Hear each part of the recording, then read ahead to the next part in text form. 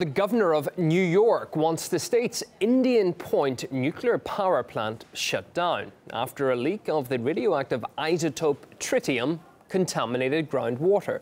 Though the plant operator says the isotope didn't move off the site, local residents are deeply concerned by the threat following a string of malfunctions. If tritium enters the soil or water surrounding the plant, it can easily contaminate the food chain as it's carried by water molecules.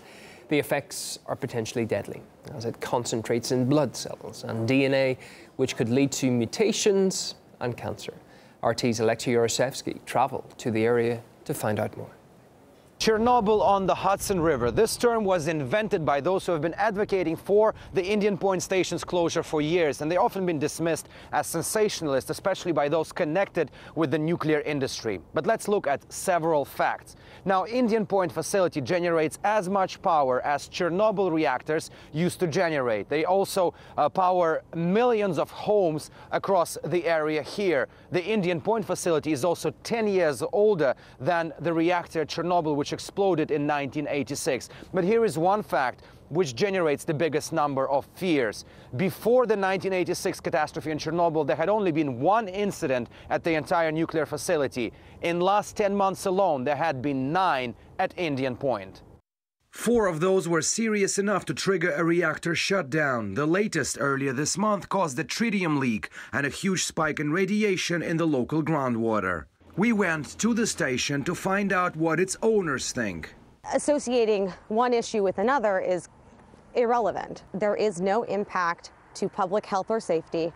Having lived in areas within 20 miles of Indian Point for almost 2 decades, Joanne DeVito strongly disagrees. You moved here after you had lived next to the Indian Point, right? She and almost all of her family feel lucky to be alive. In 2013, at the end of the summer, my daughter Michelle was diagnosed with thyroid cancer, which just blew us away because there's no cancer in the family. 2 weeks later, my daughter Jennifer called and said, "Mom, I have thyroid cancer also." My third daughter was checked. She had it. I had it. Joanne and her daughters had their thyroids removed and are now well. She has no doubt whatsoever what caused this. So you think that what happened to you happened because of Indian Point? Absolutely. In 2009, physicist Joseph Mangano dropped a bomb. His report, based on CDC data, revealed that areas around Indian Point have become something of a cancer cluster, with unusually high rates of the disease, in excess of 20,000 cases over 15 years. Everybody who lives near a nuclear plant is exposed to radiation. Some plants are worse than others. Indian Point may be worse than others because it's quite old, and there's a greater danger because of the large population living close by. Predictably, the industry brushed aside these suggestions. A lot of fingers have been pointed at the station as of late, since about 2010, related to the thyroid cancer issues in the area. Yeah, there is no relation whatsoever. It's not me just saying this. This is medical, research and science that has shown, actual stuff that has shown that there is no relation or correlation. Right now in the United States, a very poor record of science education. So most people aren't even aware that a nuclear power plant gives off radiation as it functions.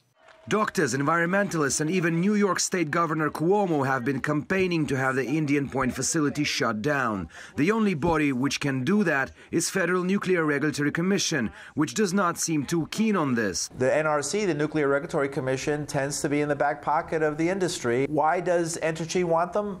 Money. It's very profitable to run a nuclear power plant. Environmental groups say that it's not a matter of if another incident happens, but when.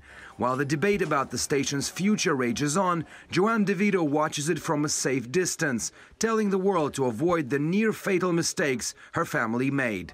Alexei Yarosevsky, RT, reporting from upstate New York.